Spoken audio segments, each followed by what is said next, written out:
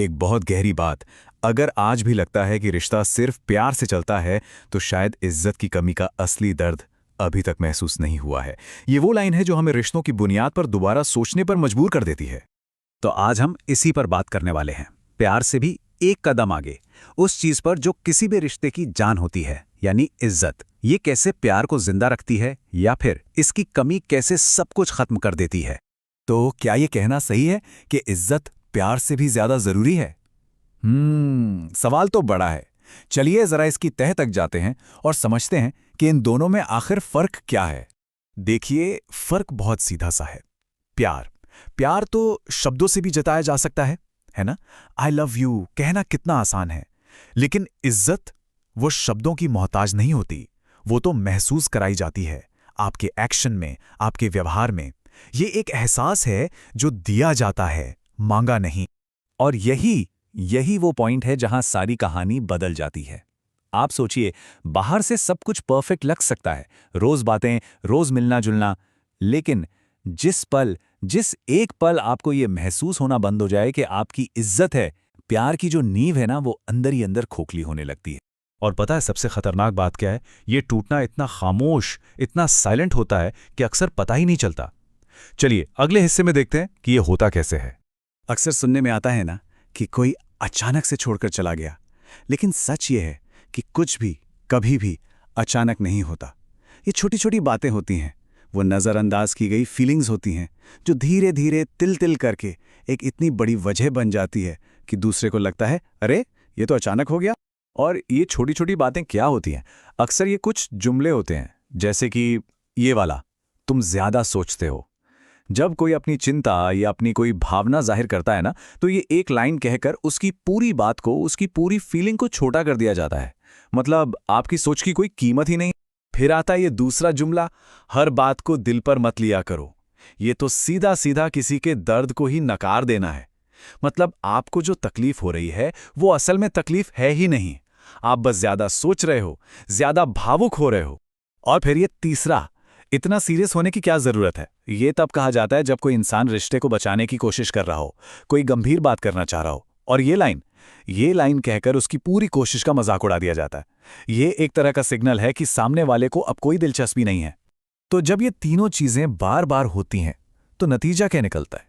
नतीजा ये होता है कि एक इंसान रिश्ता बचाने के लिए खुद को छोटा करता जाता है, अपनी भावनाओं को दबाता जाता है, और अंत में शायद रिश्ता तो किसी तरह बच जाता है, लेकिन वो इंसान खुद को ही खो देता है। और इसका एक बहुत गहरा मनोवैज्ञानिक असर होता है। जब किसी इंसान को बार बार लगातार नज़रअंदाज किया जाता है ना, तो उसका मन ये मानने लगता है कि शायद मेरी कोई अहमियत ही नहीं है, और यहीं से आत्मविश्वास टूटना शुरू होता है। इंसान रिश्ते में होते हुए भी बिल्कुल अकेला महसूस करने लगता है। तो इस पूरी समस्या की जड़ में आखिर है क्या? अक्सर ये प्यार की कमी नहीं होती, ये होता है अहंकार, ईगो। चलिए अहंकार और इज्जत के बीच की इस लड़ाई को थोड़ा और करीब से समझते हैं। इस स्लाइड में ना अहंकार और इज्जत की आवाज का फर्क बिल्कुल साफ दिखता है। अहंकार की आवाज हमेशा खुद को बचाती है। वो पूछती है, मैं गलत कैसे हो सकता हूं? या कहती है, तुम्हें मेरी बात समझनी चाहिए। मतलब फोकस हमेशा मैं पर होता है। दूसरी तरफ इज्जत की आवाज रिश्ते को बचाती है। वो कहती है, शायद तुम्हें बुरा लगा, बताओ क्या हुआ, या मैं तुम्हारी बात समझना चाहता हूं। देखा आपने फर्क? एक आवाज दीवार खड़ी करती है और दूसरी पुल बनाती है। और ये एक सच्चाई है जिसे हम झुठला नहीं सकते। जिस रिश्ते में अहंकार जीतता है ना, वो रिश्ता धीरे धीरे हार जाता है, हर रोज थोड़ा थोड़ा करके। लेकिन फिर एक समय ऐसा आता है जब लड़ाई रिश्ता बचाने की नहीं रह जाती, लड़ाई खुद को बचाने की हो जाती है। और ये वो मोड़ है जहां आत्मसम्मान, सेल्फ रिस्पेक्ट हर चीज से ऊपर आ जाता है। पर सवाल तो यही है कि आखिर वो एक दिन आता क्यों है? वो कौन सा पल होता है जब इंसान फैसला कर लेता है कि अब बस? वो टूटने का पॉइंट, वो ब्रेकिंग पॉइंट तब आता है जब ये तीन चीजें एक साथ महसूस होने लगती हैं। पहला, जब इंसान को लगता है कि उसकी भावनाओं की अब कोई कद्र नहीं है। दूसरा, जब उसकी मौजूदगी को फॉर ग्रांटेड लिया जाने लगता है। और तीसरा, जो सबसे ज्यादा दर्द देता है, जब उसके दर्द पर हंसा जाता है। तब जो फैसला होता है ना, वो प्यार या नफरत से नहीं होता, वो होता है आत्मसम्मान के लिए। और इस फैसले की सबसे बड़ी ताकत पता क्या है? इसकी खामोशी। ये फैसला गुस्से में या आंसुओं के साथ नहीं लिया जाता, ये किसी लड़ाई झगड़े का नतीजा नहीं होता। ये एक बहुत ही शांत, ठहरावा और अटूट फैसला होता है। और यहीं पर यह बात बिल्कुल फिट बैठती है कि प्यार का अंत लड़ाई नहीं, खामोशी होती है। जब कोई आपसे लड़ना छोड़ देना तो समझ जाइए कि वो आपसे उम्मीद छोड़ चुका है। लड़ाई में फिर भी उम्मीद होती है, खामोशी में सिर्फ अंत। तो आखिर में सवाल फिर वहीं आके रुकता है कि एक रिश्ते की असली आत्मा क्या है? वो कौन सी चीज है जो प्यार को भी जिंदा रखती है? सच्ची इज्जत का मतलब क्या है? इसे 3 बहुत आसान कदमों में समझा जा सकता है। पहला, जब वो इंसान बोले तो उसे सिर्फ सुना ना जाए, बल्कि ध्यान से सुना जाए। दूसरा, जब वो चुप हो तो उसकी खामोशी को समझा जाए।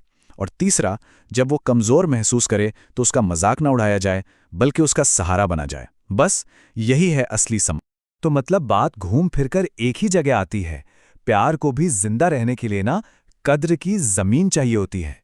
जब तक एक इंसान को ये महसूस होता है कि हाँ, यहां मेरी कद्र है, बस तभी तक प्यार सांस ले सकता है।